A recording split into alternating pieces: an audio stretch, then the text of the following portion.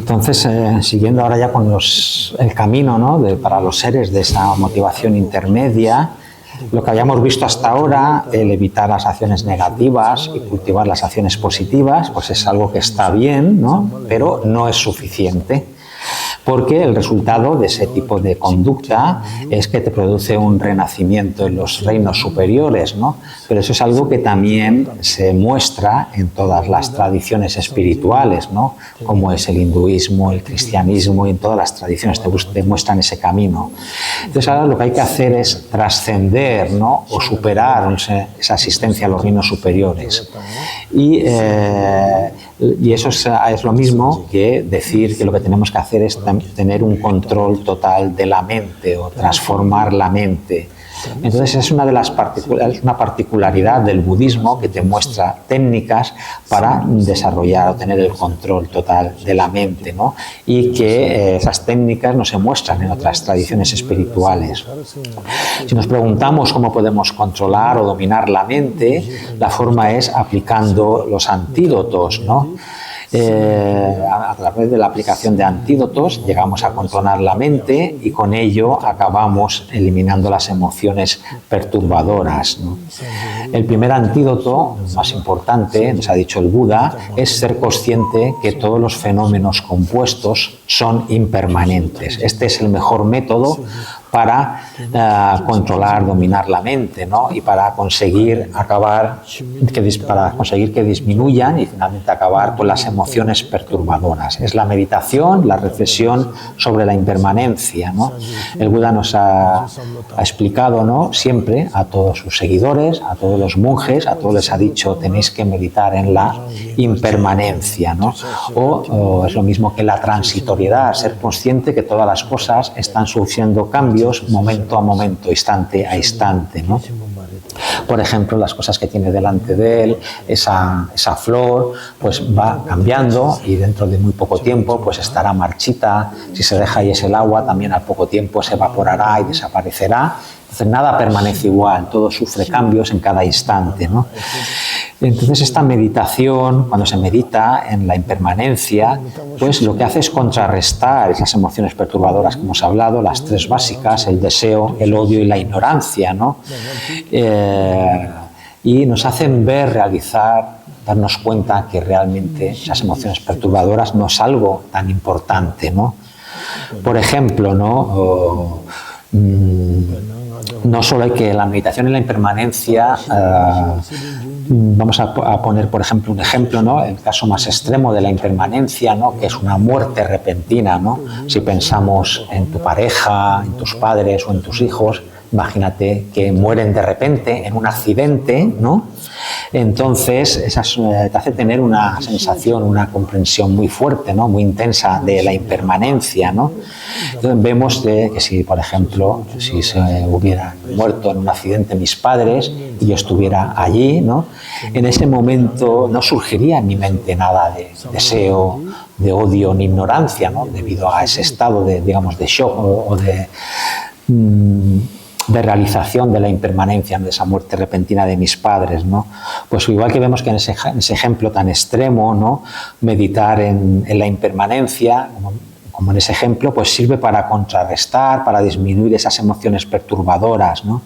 Y no solo meditar en la muerte, ¿no?, la impermanencia de la muerte, ¿no?, meditar en la transitoriedad, cómo cambia el tiempo, cómo cambia el mundo, las diferentes cosas del mundo, cómo cambia la riqueza de los seres, cómo cambia las relaciones familiares. Entonces, hay muchas cosas en las cuales podemos meditar en la impermanencia, ¿no?, en la transitoriedad, ¿no? Por eso nos ha dicho el Buda, ¿no?, que el mejor antídoto para contrarrestar las emociones perturbadoras es la meditación en la impermanencia o la transitoriedad.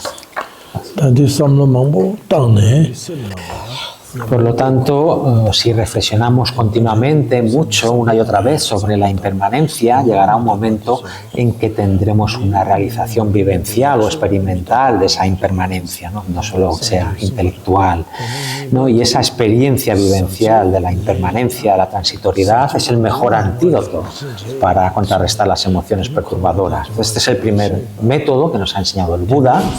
El segundo es también realizar que todas las cosas contaminadas, es decir, condicionadas o que surgen debido al karma, su naturaleza es el sufrimiento, su naturaleza es producir sufrimiento. Entonces, esta es la segunda reflexión o segundo método que nos ha enseñado el Buda.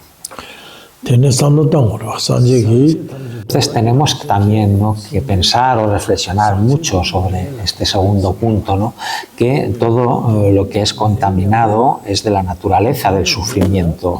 Aquí hay que identificar que la expresión contaminado se refiere a todo lo que surge debido al karma, ¿no? Es decir, cualquier cosa que se manifiesta como resultado kármico, su naturaleza final es sufrimiento, ¿no?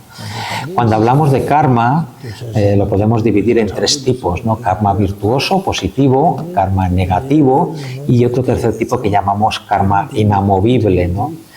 Nuestra situación es que ahora en nuestra mente están las emociones perturbadoras como el deseo, el odio, la ignorancia, los celos, el orgullo, etcétera, ¿no? Y por lo tanto cualquier acción que llevemos a cabo siempre va a estar mezclada con esas emociones perturbadoras. Por lo tanto, todos los resultados que podamos experimentar en el futuro por las acciones que llevemos a cabo, tenemos claro que van a ser experiencias de sufrimiento porque están mezcladas con esas emociones perturbadoras, ¿no?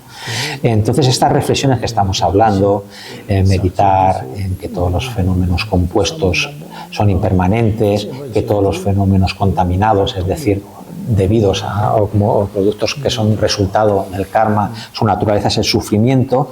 Estas reflexiones o estas meditaciones, eso es realmente la meditación que llamamos de vipassana, ¿no? Es meditar o reflexionar de esa manera. Entonces, estas son los dos primeros métodos que hemos visto que nos ha mostrado el Buda, ¿no?, para contrarrestar las emociones perturbadoras. También hemos visto, ¿no?, que todas las enseñanzas que ha dado el Buda o todo su Dharma, que es la expresión que utilizamos, en realidad son antídotos para contrarrestar las emociones perturbadoras, ¿no? Y en las enseñanzas el Buda nos ha dicho que tenemos que desarrollar tres percepciones, una en relación a uno mismo, pensar que somos una persona enferma, ¿no? Igual que una persona enferma, pues lo que hace es acudir a un médico y seguir el tratamiento que le indica ese médico para recuperarse de la enfermedad, ¿no? Entonces tenemos que desarrollar esa percepción, que somos personas enfermas y la enfermedad que sufrimos es la enfermedad de las emociones perturbadoras. Igual que una persona enferma tiene la esperanza y el deseo de querer curarse de esa enfermedad y por eso acude el médico y toma la medicina, pues nosotros, reconociendo que sufrimos la enfermedad de las emociones perturbadoras, tenemos que desear curarnos de esa enfermedad y querer eliminar las emociones perturbadoras. Y por eso acudimos al Buda con la percepción de que Él es el médico y practicamos sus enseñanzas que nos ha dado, que es la medicina que nos va a permitir curarnos de esa enfermedad de las emociones perturbadoras. Entonces tenemos que desarrollar a la hora de la práctica esas tres percepciones y porque si llevamos a cabo una práctica, pero esa práctica espiritual no sirve para contrarrestar las emociones perturbadoras, entonces es una práctica espiritual inútil, no provechosa, ¿no? Y el motivo es porque hasta que no acabemos con las emociones perturbadoras, no las eliminemos por completo, no vamos a poder salir del ciclo de la existencia del samsara. Por eso es importante estas dos técnicas que hemos visto, que nos ha mostrado el Buda para contrarrestar las emociones perturbadoras. La primera es la meditación sobre la transitoriedad o la impermanencia. Y la segunda es ser consciente, ¿no?, que todos los fenómenos o todas las cosas contaminadas o condicionadas por el karma, su naturaleza es el sufrimiento.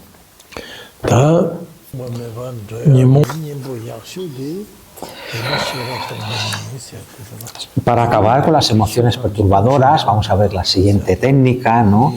Y el siguiente es el que se considera el mejor antídoto, ¿no? Que es la vacuidad, ¿no? El Buda también nos ha dicho que todos los fenómenos están vacíos de existir por su propia naturaleza, ¿no? Entonces aquí se refiere a todos los fenómenos externos a uno mismo, como a la idea de un yo, de una entidad propia de uno mismo, ¿no? Si lo analizamos, los fenómenos externos y la idea de entidad propia de la persona o del ser, pues vamos a ver que no tiene nada, existe por sí mismo, por su propia naturaleza, como una entidad inherente o independiente, ¿no? Y eso es a lo que llamamos la realización de la vacuidad, y hay que tener esa comprensión, esa realización en un estado mental libre de pensamientos o libre de conceptualizaciones.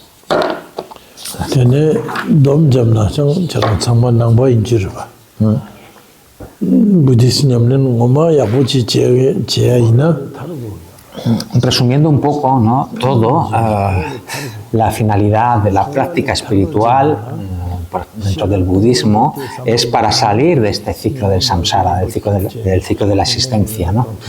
Y para ello, si no meditamos, si no realizamos la vacuidad, entonces no vamos a tener la capacidad de eliminar las emociones perturbadoras y por lo tanto no vamos a poder salir del samsara. Por eso es importante, ¿no?, en relación a esta sabiduría que realiza la vacuidad, que la estudiemos, reflexionemos sobre ella y finalmente la cultivemos en la meditación para que finalmente seamos capaces de tener esa realización no conceptual, ¿no? Esto es muy importante, ¿no? Pero como hemos visto, ¿no?, el Buda no ha comenzado desde el primer momento sus enseñanzas diciendo o explicando los métodos para salir del samsara. Él no ha comenzado por ese punto. Hemos visto que, resumiendo todo, ¿no?, que las primeras enseñanzas dirigidas a esos seres de motivación pequeña van destinadas, ¿no?, para que esos seres eviten tener que renacer en los reinos inferiores y puedan tener un renacimiento bien como seres humanos o como dioses, ¿no? Y después de esa fase es cuando han venido estas enseñanzas que te permiten salir de todo el ciclo de la existencia, que son la realización o cultivar la sabiduría que realiza la vacuidad, ¿no? Y realizar la vacuidad significa, ¿no?, realizar que la naturaleza de la mente tampoco existe por sí misma, ¿no?, de una manera inherente. Y no solo la naturaleza de la mente, sino todas las cosas externas a la mente, ¿no? Vemos que todas las cosas, la mente y los objetos externos, surgen en base a una relación interdependiente, ¿no? Lo que nosotros generalmente consideramos mente, en realidad es una manifestación cuando hay diferentes emociones perturbadoras, etcétera. Eso hace que se manifieste la mente. E igual con las cosas externas se manifiestan o surgen cuando se reúnen una serie de causas y de circunstancias que hace que se manifiesten las cosas. La mente, por eso se ilustra, ¿no?, que es como el espacio, ¿no? Es decir, existe, pero no existe como una entidad concreta propia por sí misma, ¿no? Existe, pero no se puede definir como algo concreto. Igualmente ocurre con todos los demás fenómenos, ¿no? Se manifiestan, se pueden percibir y se manifiestan cuando se reúnen las circunstancias y las causas para ello, pero no existen de una manera inherente, independiente por sí mismos. Ese es el concepto, la idea de vacuidad, ¿no? Y eso se aplica tanto a la idea de un yo propio en uno mismo como a esa entidad propia de todas las cosas externas. Todo se manifiesta cuando se reúnen sus circunstancias, pero no existen por sí mismos de una manera independiente, inherente o separada. Un poco esta es la idea, ¿no?, que las cosas existen, se manifiestan, pero no existen de esa manera independiente por sí solas. En relación al Buda histórico, el Buda Shakyamuni, ¿no?, en la India, se dedicó a cultivar de manera intensa la meditación durante 6 años y al final de todo ese proceso pues llegó a obtener esa realización, ¿no?, que el yo de la persona, es decir, el concepto, la idea de la entidad la idea de la existencia de una entidad propia a la persona, de una manera autónoma y dependiente que existe por sí sola, por sí misma, ese concepto no existe. Llegó a comprenderlo y a realizarlo.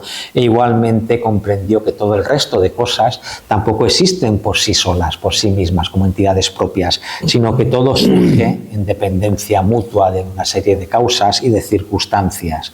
Entonces, cuando obtuvo finalmente esta realización, es cuando consiguió acabar con todas las emociones perturbadoras y es cuando alcanzó lo que llamamos el estado de la iluminación, el despertar o la budidad.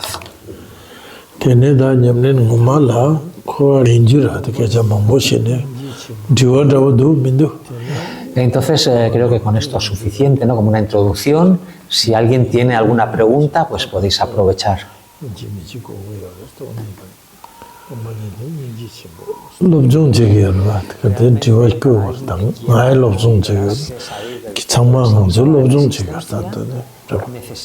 Hay que estudiar, ¿no? Cuando estudias, pues te surgen las preguntas y es cuando se plantean. Y de esa manera, poco a poco, vamos a ir generando una experiencia personal de las cosas.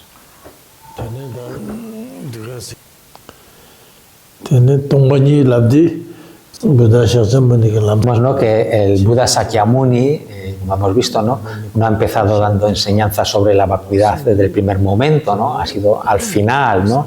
Y al final, cuando dio estas enseñanzas a unos pocos monjes, algunos de ellos se tapaban las orejas, ¿no? Como diciendo, no queremos escuchar eso, es como muy aterrador.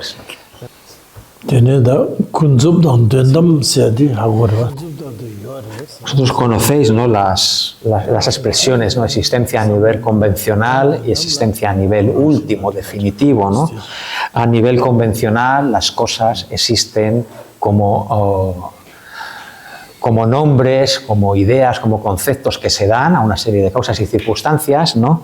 Pero a nivel último no existen por sí solas, por su propia naturaleza, de manera inherente.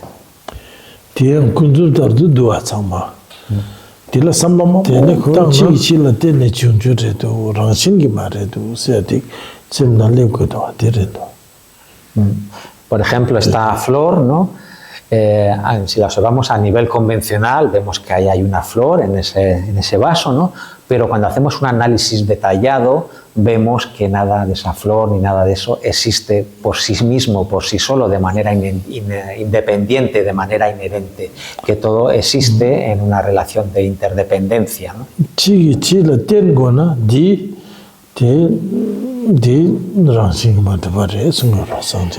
Y cuando algo existe en dependencia de otras cosas, eso es lo mismo que decir que no existe por sí mismo, que no existe de manera inherente por sí solo.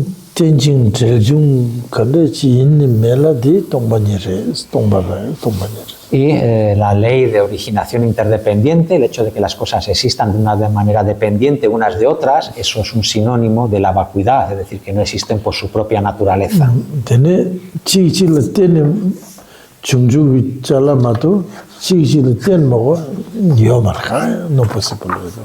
Y no hay absolutamente nada que no exista de esa manera. Todo lo que podemos concebir existe en base a esa dependencia de causas y factores, ¿no? No hay nada que exista por sí mismo, por sí solo, sin depender de nada.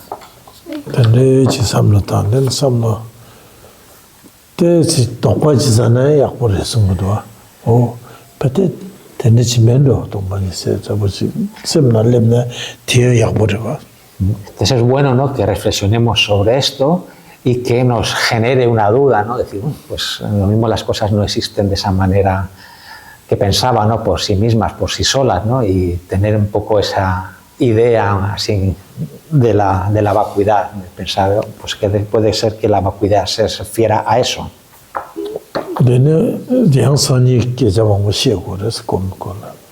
Y sobre este tema, pues mañana vamos a hablar mucho y con más detalle, ¿no?, sobre cómo meditar en todo esto.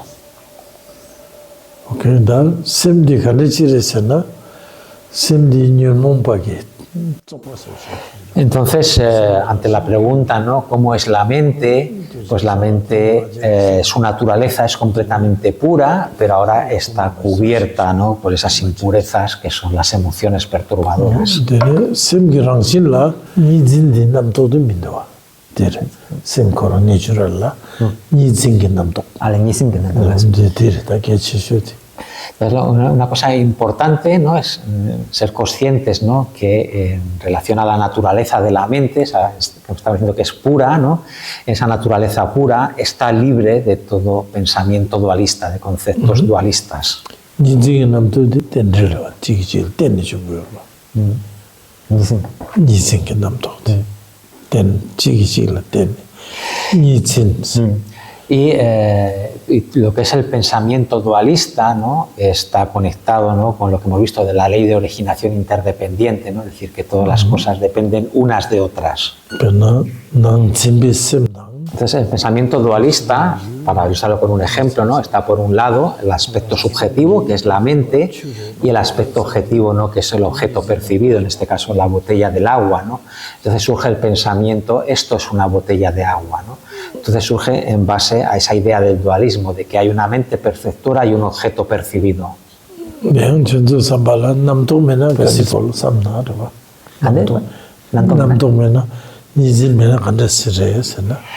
Puede que os preguntéis, ¿no? Entonces, ¿cómo pueden ser las cosas, cómo pueden funcionar las cosas si en un estado en el que no haya pensamientos dualistas, con ese estado de dualidad?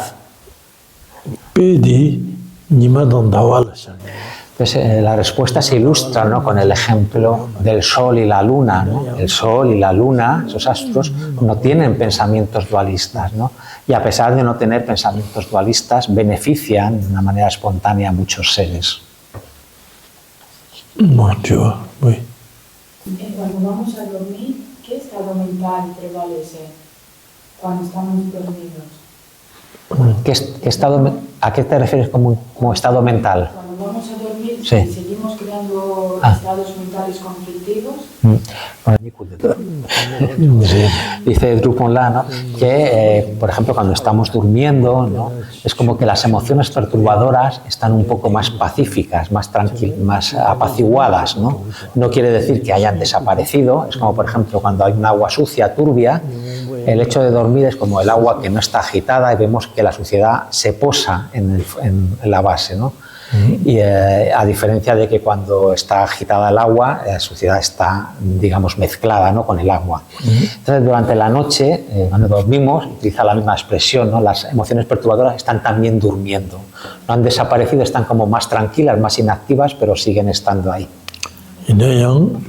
Y también, aparte de eso, ¿no?, el periodo del sueño, podemos decir que puede ser un sueño positivo, virtuoso o negativo. Entonces depende con el estado mental previo a quedarte dormido, ¿no?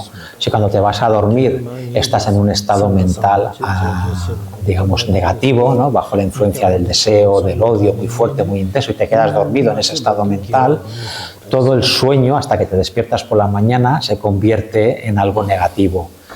Y sin embargo, si antes de dormir te cultivas estados mentales positivos, como generar la mente altruista de la iluminación, el amor, la compasión, y te quedas dormido con esos estados mentales, toda la duración del sueño se considera que es un estado mental positivo, es decir, como que estás acumulando karma o energía positiva durante todo el sueño. Por eso, ¿no?, hay mucha gente o muchos yogis, practicantes, ¿no?, que por la noche, cuando a la hora de dormir, duermen sentados en la postura de meditación para evitar que surjan las emociones perturbadoras, ¿no? O, por ejemplo, otras personas, antes de acostarse, hacen 3 postraciones ante las representaciones de las 3 joyas, y cuando están tumbados, ya para dormirse, ¿no?, pues desarrollan pensamientos, ¿no?, de fe, de devoción hacia sus maestros, desarrollan amor, compasión hacia todos los seres para quedarte dormido con esos estados mentales positivos. Okay.